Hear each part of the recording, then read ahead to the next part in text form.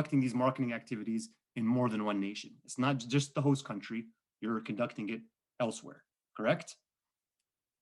So international marketing activities, this difference in the fact that you're adding, an extra layer of uncontrollable environment is what makes it more complicated and more involved than your typical marketing activities, because you have so many different elements that you're added. And I guess the best way to describe this is think of it as kind of layers of an onion. The more layers you add, the more nations you have, the more layers you're going to have, the more uncontrollable elements you're going to have. At the center, we have these controllable elements. And those controllable elements are the 4 Ps of the marketing mix, correct? So we know those from, all of you guys by now have had principles of marketing. We know that, McCarthy's 4 Ps of the marketing mix: price, promotion, place, and product, right? Now, we were going to focus on just promotion today, international promotion. And this is really critical, and I want you guys to remember this, because these are elements that we can control. Very important for marketing managers, international marketers. These are things that we can, help guide the success of our business.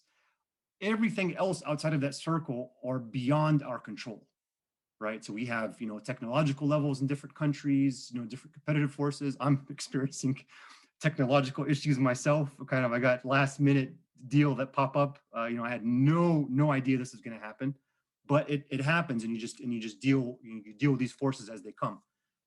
Competitive natures, political forces, legal forces in a country, and cultural aspects as well, right? Just because culture, not just from country to country, even within just the United States, the culture in the South, totally different from the Midwest, totally different from West, totally different from the Northeast. And I'm sure you guys in Korea can probably tell me stories along those same lines, how, people who live in the cities are way different than people who live in the suburbs. People from certain countrysides in China, way different than people from the bigger cities in China. And that's these are cultural differences that are very important and very critical, not just to marketers, but everyone. And that's kind of the direction, or want to set the tone for the rest of this lecture. You guys just keep that in mind.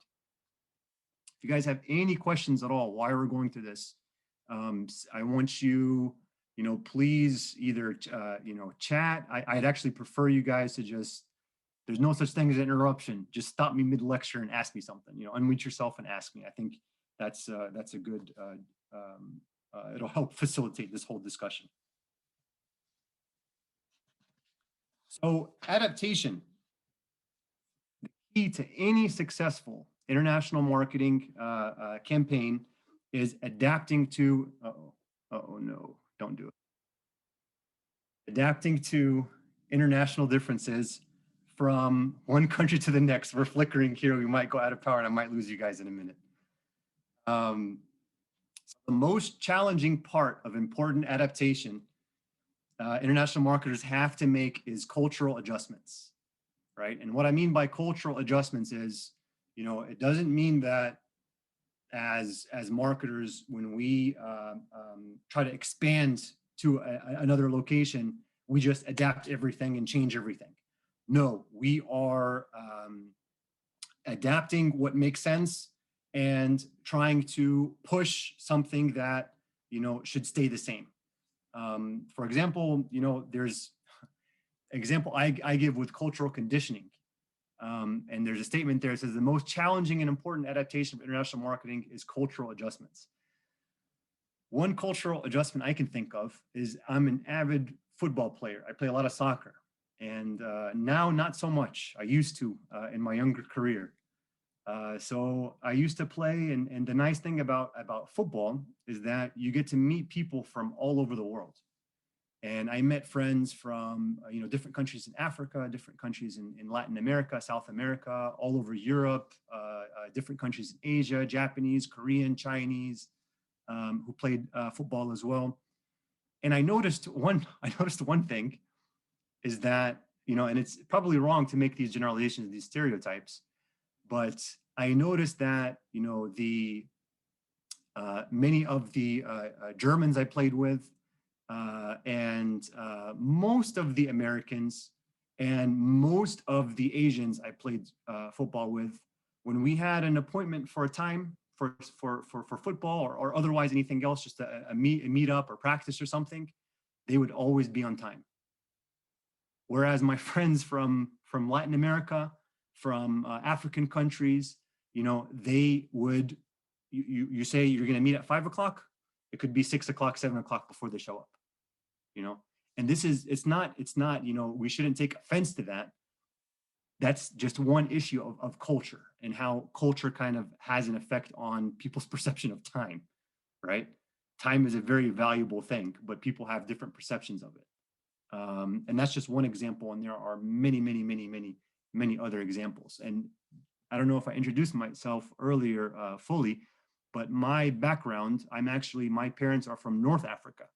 So they're originally from Libya, but I was born and raised here in the United States in the South. And it's nice because I get to see a little bit of both worlds and try to make, comparisons between kind of what I was taught and how I was brought up through parents, and then what I've, experienced through the schooling system and what I've seen through others around the world and through traveling. That's also something I want to discuss is travel, something we'll close with here at the end of this session.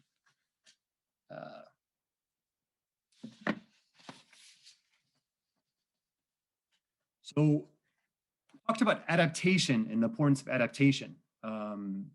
Now, two primary obstacles to adaptation in international marketing these are very important principles. We call them self-reference criterion and ethnocentrism. So self-reference criterion, we all experience this at one point or another, right? This is the way we were brought up. We all have a certain way that we were brought up with cultural values and experiences and knowledge that we gained, right, as we were brought up and as we grow older and as we mature. But ethnocentrism is kind of like a step further, right? This is the bias that we have, that we think that, our own country or our own culture or company, we know how to do things best. Now, in some instances, that may be the truth, right? You could know something better than someone else. But for a marketer, this is a very, very critical mistake that they make, right? We have to keep open minds. We have to know that people were brought up a certain way. So what's unusual for them may be completely usual and the norm for you. And what's completely unusual for you may be the norm for somebody else, right? And the only way to kind of overcome this is through travel and through learning more culture, right? If we stay, if a local stays in his own shell, in his own bubble, and all they've experienced is just what happens in their local community, and that one school or that city or that environment, that neighborhood, then everything has been, has been influenced by that bringing up.